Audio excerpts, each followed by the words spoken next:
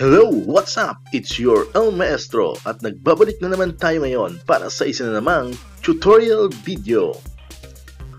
Bago tayo magsimula ay nais ko muna kayong batiin ng isang magandang araw. Kung bago ka lang sa aking channel, wag mong kakalimutang mag-like, mag-comment, mag-share, at mag-subscribe sa aking YouTube channel at hit mo na rin ang notification bell para ma-notify kayo sa lahat ng mga bagong videos na aking i-upload sa mga susunod na araw. Ang video natin ngayon mga ka-maestro ay tungkol sa Automated and Updated School Form 9 or yung dating Form 138 for your school year 2020-2021. Ito po ay tutorial on how to accomplish SF9 and syempre, hindi mawawala ang ating free soft copy of the new School Form 9 template. So ito po ay free na makukuha ninyo. Panoorin lamang po ninyo ang video natin. So wag na natin patagalin pa. Tara, umpisahan na natin.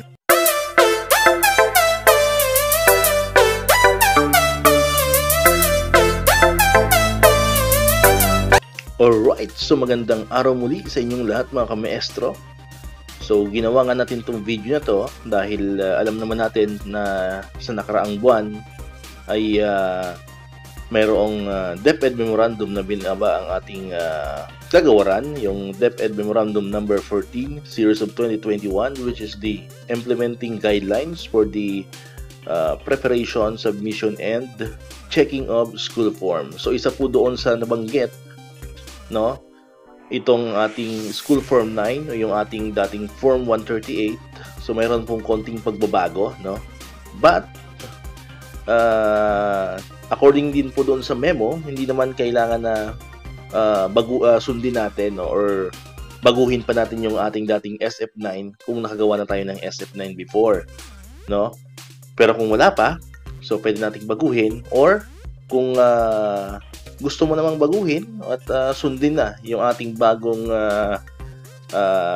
or naka-angkla na sa ating DepEd Memorandum yung inyong SF9, so mas maganda. Pero hindi po tayo required, no? Hindi tayo pinipilit ni DepEd. So nakadepende po sa atin yon. So I initiated this one kasi before meron akong nagawang meron akong na-revise, no? Actually hindi naman talaga sa akin original ito, no? But nire-revise natin, nilagyan natin ng mga formula para automated na siya, para yung ating mga ka-maestro dyan ay hindi na mahihirapan, no? So ito po yung nirevise ko ulit ngayon para naka-base na po ito sa ating DepEd Memorandum number 14. So ano po ba yung pagbabago? So yung nabago ka-maestro ay yung sa part na ito, alright? No, yung sa likod, no? Yung ating core behavior, yung ating core values, no? Yung core values po ay nawala na kasi kung maaalala ninyo, sa ating old template ng ating SF9, andito yung grades ng bata sa may bandang left side. Ayan, andyan yung kanyang grades, and then dito naman sa bandang right side, dito sa part na to, nakalagay yung ating core values, no? But this time, dahil nga hindi naman natin nakikita yung bata sa classroom, hindi naman natin na monitor yung kanyang pag-uugali, yung kanyang mga behavior, no? Kasi wala naman tayong face to face. So DepEd decided na tanggalin muna yun for the meantime, no? Applicable lamang po ito, ulitin ko, for this school year, no? Hindi natin alam sa susunod na school year kung ganito pa rin or babalik na sa dati. Alright. So, yun muna po ipapakita ko sa inyo yung pagbabago. So, nawala na po yung core values. Alright. And then, ang nadagdag po is ito, yung ating learning delivery modality. So, ilalagay natin dito kung face-to-face, kung blended, kung modular distance learning, printed modular distance learning, or digital modular distance learning, or RBI, or TBI. So, dito po natin yan ilalagay sa part na to. Alright. So, yun lang naman po yung pagbabago natin. Okay? So, this time, ipapaliwanag ko ulit sa inyo kasi baka nalimutan nyo na paano ba natin gagamitin itong aking template na ni-revise, no? Sa mga gustong mag-avail nito, ito po ay free na ibibigay ko sa inyo. Ang ating pong soft copy, ang link po niyan ay makikita nyo dyan sa description mismo ng ating video. So, wag na po kayo mag-PM sa akin or wag na kayong mag-message pa. So, pwede nyo na pong ma-download ang ating free soft copy na matatagpuan po ang link dyan sa ating description. Alright. So, ito po yung ating revise na card or the SF9. Na-upload ko po ito last, I think, mga October yata, no? Yung una kong upload nito sa ating old version. So, ngayon po, gaya na nabanggit ko kanina, ay nirevise ko na ulit siya at naka-base na po ito sa ating bagong template. No? Although, hindi po ito official, no? Pero, sabi ko nga, hindi man to official, pero malamang ganito pa rin yung kakalabasan ng kung magkakaroon man ng official template yung ating SF9. So, you are free to use this one, mga kamaestro. Alright. So, yan. Ito pong part na to ay nai-edit naman po yan. So, click nyo naman po yung region, division, and then school, district. Ayan. Ito lang po ang hindi nagagalaw dyan. Ay, nakaprotected po siya. And then yung LRN ng bata, lalagay nyo dyan para mas maganda. Kita ng bata yung kanyang LRN. And then yung info ng bata, name, age, grade, school year, male, yung sex niya, yung section, and then the name of the principal, and then teacher. Ayan. So yan po lahat ay nai-edit natin. So pwede nyo po siyang i-edit. And then, dito po sa part na to, binago ko na rin siya kamaestro, no? So updated na rin siya. Start na tayo ng October hanggang July, yung ating months sa ating school year. So, automated na po siya. Automatic na siya. Lalagay nyo lang yan. Halimbawa, sa month of October, ang pasukan ay 20 days. And then, pumasok siya ng 19 days lamang. So, may absence siyang isa. So, automatic na siya. Wala na kayong dapat na i-compute pa. Hindi nyo na kailangan ng calculator. And then, dito sa total, nag-automatic na rin po siya. So, yun po yung kagandahan ng ating automated na SF9. Okay? So, less hassle na po sa atin mga kamaestro. Alright? So, doon na po tayo sa pinaka main part, no? Kung saan doon natin ilalagay yung grades ng bata. So, ayan. Kung makita nyo po, mayroon ditong inside, mayroon ditong final for printing. So, dito po kayo mag-i-encode ng grades ng bata, no? And then, kapag i-print nyo na siya, ito na po yung i-print nyo. Or ito na po yung gagamitin nyo for printing. For final printing, yung tapos na lahat ng grades, no? Kasi dito, hindi po siya nakaprogram dito, no? So, ang nakaprogram po niyan dito. So, automatic naman po yan. Pag in-insert natin yung data rito, papasok yan dito sa ating final for printing na page. Alright? So, automatic na rin po yung remarks. Ayan, no? Nakalagay yan yung remarks. So, mamaya, malalaman ninyo kung paano. Okay?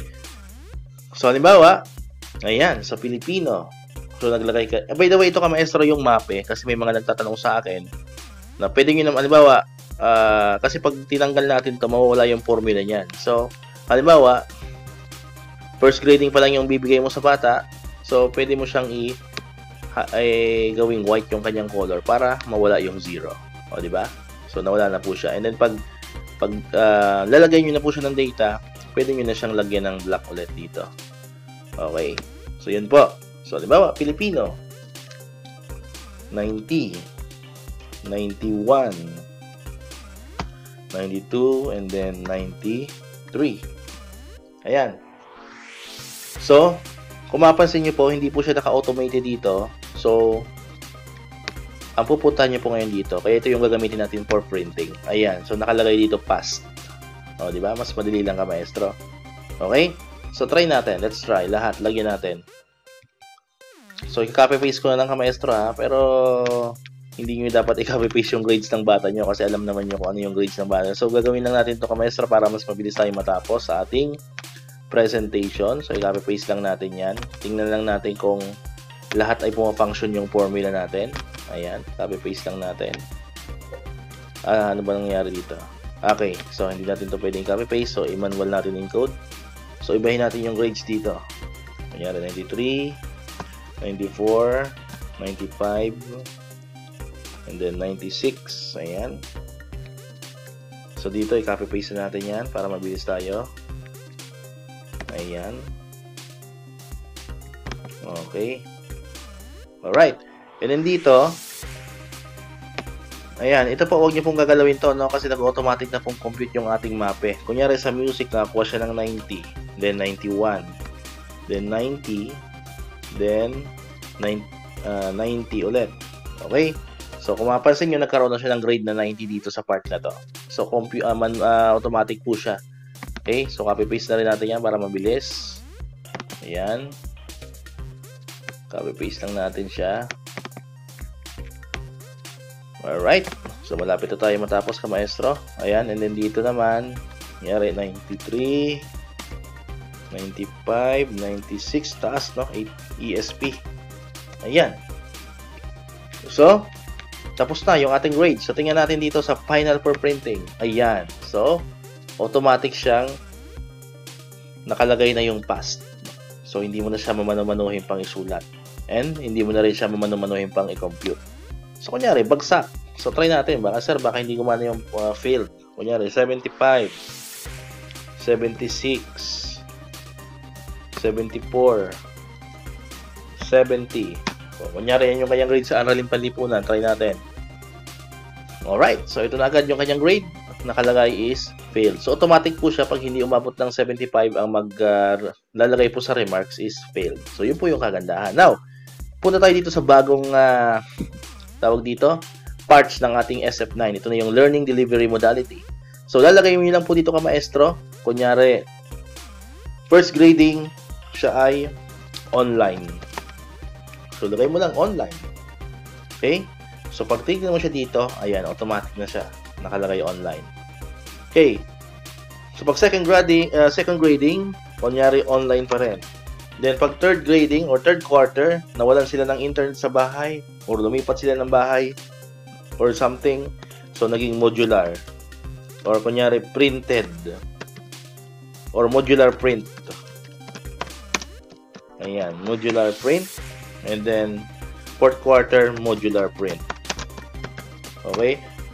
So, pwede po siyang mabago ka, maestro. Depende po sa bata. Depende po sa bata kung kasi 'di ba hindi natin maiwasan minsan lalo na yung mga nasa secondary, minsan lumilipat sila ng modality. So yun po ang ilalagay natin dito. Okay? Kung ano yung talagang totoong pinasukan ng bata. So let's see. Ayan, so nakalagay na rin dito. Online, modular print and then modular print. 'Di ba? So napakadali lang ka maestro ng ating automated na template. So paano ba natin siya i-print? So kailangan nyo dito, mayroon diyang instruction. Ayan, nilagay ko yung instruction. Kailangan po ay 8.5 by 11 na papel. So, una mong ipiprint, yung font. So, naka-ready for printing na po siya. Ayan, no? Ayan po yung itsura niya pag print nyo. Okay? And then, itong part na to, hindi po ito ang ipiprint nyo kasi yan, wala siyang remarks dito. So, hindi siya kompleto. So, ito po yung final for printing sa likod. Okay, so naka-ready for printing na rin po yan. Ayan po yung magiging itsura niya pag yan ay na-print nyo. Okay? So, ganoon lang po kasimple mga ka-maestro. Alright. So, pwede nyo rin pong isend sa bata ito. Kung gusto nyo magkaroon sila ng soft copy, pwede nyo siyang isend or pwede nyo iscan nyo muna before nyo isend sa inyong mga bata. By the way, ito pong ating template na nakalagay yan sa link ay available from grade 1 to grade 10. Alright, ulitin ko po, from grade 1 to grade 10. So, from grade 1 to grade 3 kasi iba yung SF9. So, inayos ko na rin po yun para hindi na kayo mag-adjust. And then, yung grade 4 to grade 6, dahil mayroon na silang EPP, TLE, inayos ko na rin po yun. So, magkahiwalay po yung grade 1 to grade 3, and then grade 4 to grade 6, as well as yung grade 7 to grade 10. Okay? So, ulitin ko po, ang ating free soft copy ay nandyan po sa ibaba ng ating video, nasa description po ng ating video. Alright. So, kung mayroon pa po kayong mga katanungan, feel free na mag-comment po dyan sa ating comment section ng ating video kung mayroon kayong mga itatanong about dito. And then, syempre, kung nagustuhan nyo po yung ating video at sa tingin nyo ay makakatulong po sa inyo, wag nyo naman po kakalimutan mag-subscribe sa ating channel para naman po ganahan palalo sa El Maestro na gumawa ng mga maraming videos, mga template, mga soft copy para po sa inyo. Alright, so dito naman tayo nagtatapos. Maraming salamat pong muli. Once again, El Maestro. See you on my next vlog. Bye-bye!